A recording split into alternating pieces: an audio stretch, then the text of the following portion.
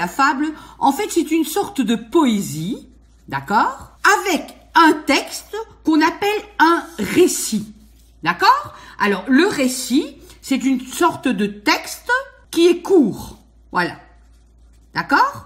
Donc, fable, c'est une sorte de poésie qui est un texte court qu'on appelle le récit, qui a, en fait, ses propres rimes. Alors, les rimes, on les verra après, d'accord? Donc, schéma, ok? Voilà. Alors, dans la fable, vous avez le récit qui est le texte qu'on lit, ok?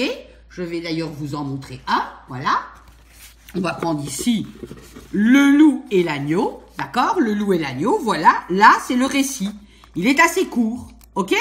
Alors, les rimes, pourquoi? Je vous en montre un extrait. Un agneau se désaltérait, le son, pur, aventure, attrait. Voilà, ça ce sont des rimes. On verra les différentes formes de rimes. Mais là, vous en voyez déjà. Ur. Ok? Alors, la plupart du temps, ce qu'on connaît, c'est les fables de La Fontaine. On les connaît bien. Alors, les fables de La Fontaine sont exclusivement faites en vers. D'accord?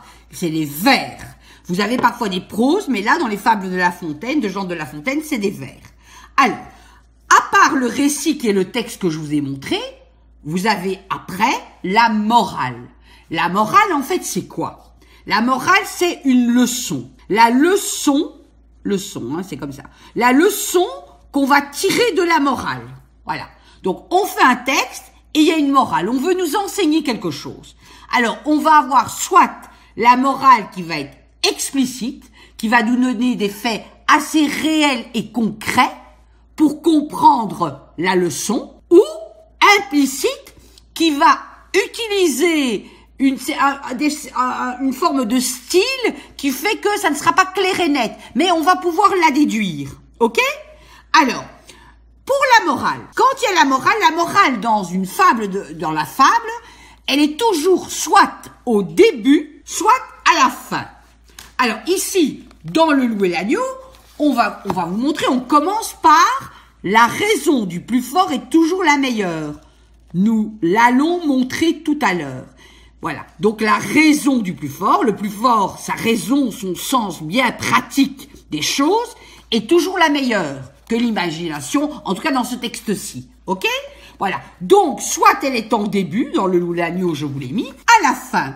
Exemple, dans le loup, la chèvre et le chevreau, toujours de Jean de La Fontaine, 2 sûreté valent mieux qu'une, et le trop en cela ne fut jamais perdu. Ok?